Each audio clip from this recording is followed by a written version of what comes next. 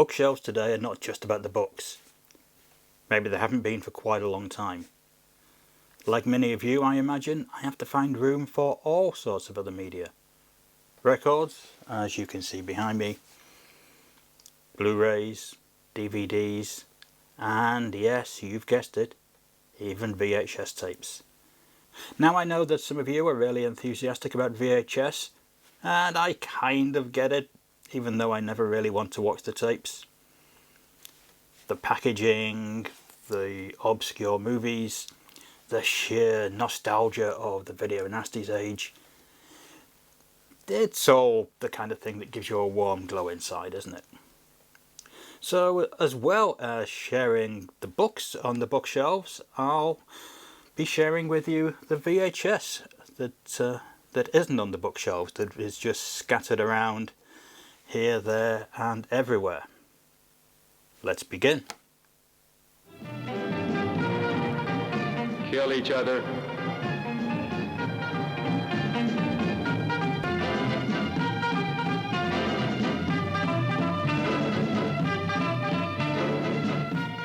So before I get started, a little story. For a very long time I had more VHS than was completely sensible, and continued getting more VHS, not always through purchases, sometimes through people sending me stuff to write about, well into the early 2000s. It was in cupboards, it was on shelves, it was in boxes, it was everywhere. And it survived 2 house moves with me, but when I moved to my current location, it just wasn't possible. Some of it had to go, I'm afraid. It had to be tough decisions made.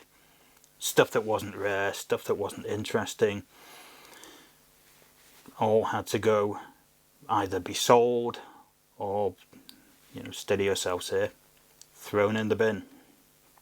I know. Believe me, I kept the covers. I'm not that stupid. But yes, a lot of tapes went, and I was quite surprised when I went clearing out storage unit recently to find out that rather more tapes than I actually anticipated had stayed with me. That was a fun discovery, as you had to move all this stuff within a week. Anyway, it's all here now, and I might as well share a few curios with you. Again, this is not particularly organised. There's a pile of VHS at the side of me here, and these are essentially the first 6 films that I pulled off that pile. So let's get started. First of all, Physical Assault on the legendary Ivor Film Services label. You see it's in rather, well, the tape is in rather good condition, but to be honest, the actual tape inside the case looks like it's seen better days. But then that's the curse of VHS, isn't it? Mould, rot, stuff that's been stored around for ages. Anyway, let's talk about Physical Assault, because this is one of those movies that should by all means be a great cult classic, but seems to have slipped under the radar. I'm not sure if there's ever been any kind of release on disc, certainly not that I'm aware of. This came out and then it vanished. Basically, this is a kind of psychological story of Vietnam War, made in the early 1980s. Obviously I should have researched this beforehand, but what's the fun in that? I'll look up the date and actually put it in a caption below. But yes, it's a bit like, I suppose it's a bit like stories like The Long, the Short and the Tall, Casualties of War later on. It's what happens to young men in war and how they become dehumanized by it. So basically it's all about the interrogation of a Vietnamese youth who they think is part of the Viet Cong. I have to say, it's a great underrated movie. One that deserves to be much better known than it is. I mean, if anybody from any boutique label is by chance watching this, then snap this one up. This has potential. This has potential to be revived as one of the great lost classics of the Vietnam movie genre.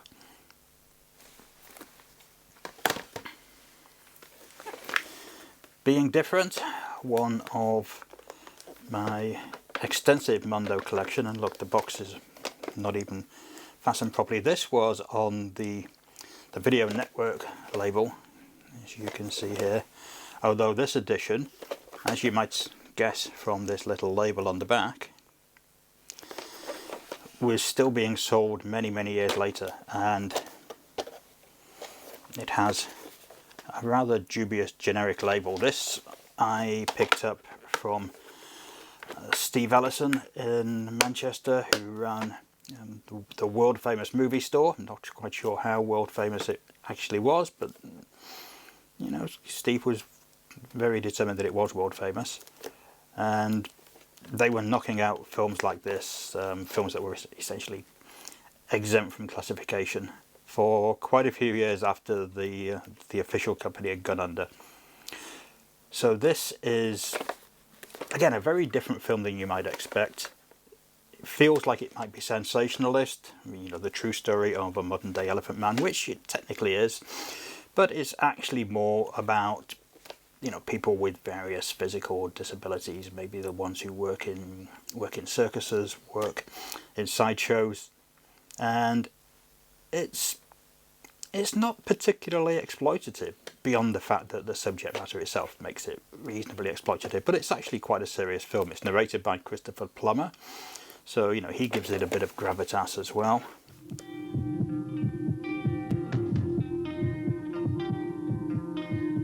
Suppose we're stuck here. Suppose that this image in the mirror will never pop back. Consider a dream from which there is no awakening. Think of Alice held hostage on the other side of the looking glass, not able to step back into what we call reality. Well, our leading players already know that state, the state that challenges our sense of what we think of as normal. Some call them freaks, others call them mutants, but they see themselves as ordinary people whose way of life and love is just like ours, despite their being different. And is this one out on disc? I don't know. It probably is. Yeah, it's well worth checking out. And here we have the fantastic Argoman. Oof, my God! I can't tell you how excited I was to finally pick up a copy of this on the Inter-Ocean label. Suitable for family viewing, it says, but don't let that put you off.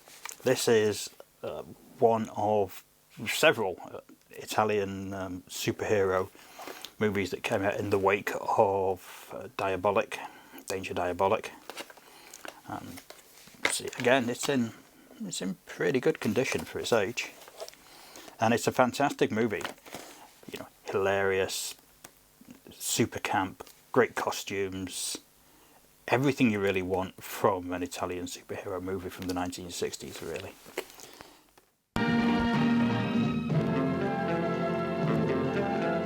No one and nothing seems able to stop him. Invincible, invulnerable. Argoman, the fantastic Superman. But even he had his Achilles heel. A beautiful woman's kiss.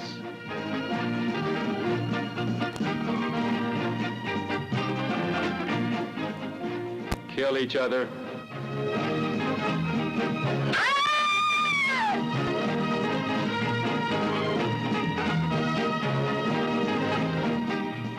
Argoman, the fantastic Superman. Kill each other.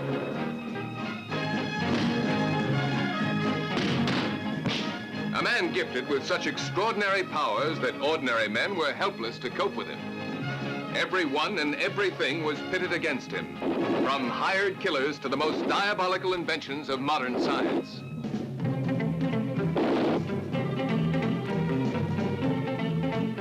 The world's most beautiful women vied for his favors, or the chance to kill him.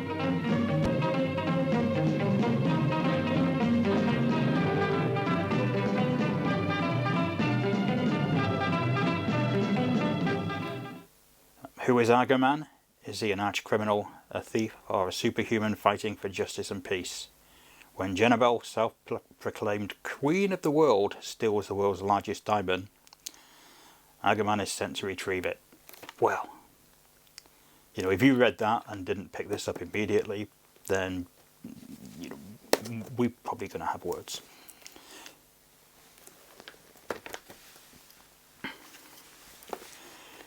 Now, I'm saying that this is all about the VHS, which it kind of is, except not entirely, because here we have the Shout, and the Shout is actually on Betamax. Yes, I did once have a Betamax player, and so built up a fair collection of films on Beta. When the whole collector scene really erupted, it was often quite easier to find films on Betamax than it was on VHS for obvious reasons. So I picked up, you know, a fair number. They never played as well, has to be said. I think that was down to the quality of the machine. But you know, they were fine. I mean, the Shout, part of the Rank label, Rank Video Library. It's a bit of a tongue twister. So yeah, I mean, I'm sure a lot of you are familiar with the Shout. It's a great film. It's relatively easily available, although I have a nagging feeling that Network released it in the UK, and of course Network have now gone. But yes, a great, airy, creepy, sexy, oddball movie. Well worth checking out. Funnily enough, I saw this film for the first time at my school film society, and if you're familiar with the movie, I'm sure you can imagine how that caused an absolute sensation with its sheer quantity of bare breasts supplied by Susanna York. Now, I have two more tapes here, and I should introduce these tapes by saying that although I understand the whole pre-cert fixation that VHS collectors have, and certainly, you know, I find that era of VHS as interesting as anybody, we should remember that lots of really interesting and obscure and rare stuff came out afterwards, came out in the Post-Video Recordings Act era in the UK. And quite a lot of that stuff has just disappeared from sight. I mean, for instance, we have the Magic Toyshop, which was, as you can see here, released by Palace Pictures. Just a nice little, I don't know if you can see in the box there, the little Palace print logo. Produced actually by Granada Television. And this is, in a strange sort of way, it's like a follow-up to The Company of Wolves. It's based on an Angela Carter story again, made a couple of years later. What year was this made? Again, I'll put the caption on screen. But yeah, it's really interesting, really great. It has the same kind of you know, eerie, magical vibe as The Company of Wolves has, but seems to have just slipped into obscurity. I have no idea why.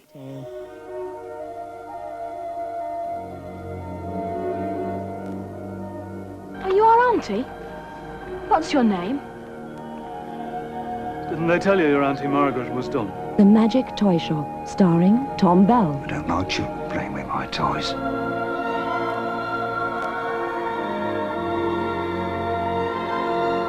And introducing Caroline Milmo as Melanie.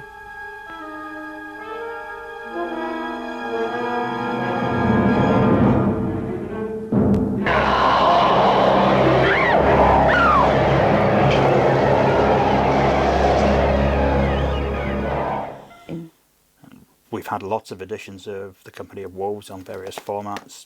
This one just seems to have disappeared. I mean, I'm sure somebody will now pop up and tell me that it's actually been out on disc for years and I've just not realised, but I'm not sure it has. I think this one just kind of vanished without trace, and it's a real shame. So again, those of you running boutique video labels looking for interesting oddities, here's an interesting oddity. Snap it up. And lastly, here's an interesting oddity that has finally been snapped up for release on disc and not before time. Salvation, which I saw, as many people in the UK did, for the first time at the first Shock Around the Clock festival. And then it played cinemas kind of briefly. It had a soundtrack release because the soundtrack includes bands like New Order, Cabaret Voltaire, Arthur Baker. But it came out on VHS in what we might call an obscure edition. I mean, this Collins Home Video, not a major label, and most shops didn't seem to be stocking this. This is, as you can see, an ex-rental edition. I don't think it ever came out on sell-through, even though, you know, the sell-through market was probably up and running by the time this came out in 1987 or 1988, whenever the disc came out, the tape came out, and then again vanished for years. And you think, why would a movie like that? You know, the cast includes Viggo Mortensen, Stephen McHattie, Exene Cervenka, Rocket's Red Glare. You know, it's got the music soundtrack that I told you about earlier. The soundtrack album is also well worth picking up if you get the chance. And so the only reason I could think that it may have slid into obscurity is because of the soundtrack. Maybe there was some kind of rights issue, as is often the case if these things weren't cleared. But, you know, this is a great movie from director Beth B, who of course made a lot of the Fantastic Underground movies of the late 1970s, early 1980s, and would go on to make a lot of interesting films, including most recently the Lydia Lunch documentary, The War Is Never Over. So I recall that Beth B wasn't a big fan of this movie for quite a long time, and maybe that was an issue too. But it's a great film. It's witty. It's a witty mockery of TV evangelists and their hypocrisy. Yes, don't you know I could be dangerous? Don't you know that? Stop it! Yes. Don't you think I have eyes? Okay. Don't you think these hands want to do things? I can fight like this too. Yes. I can now fight like this too. No. Yes. That's it. Ow! Stop it!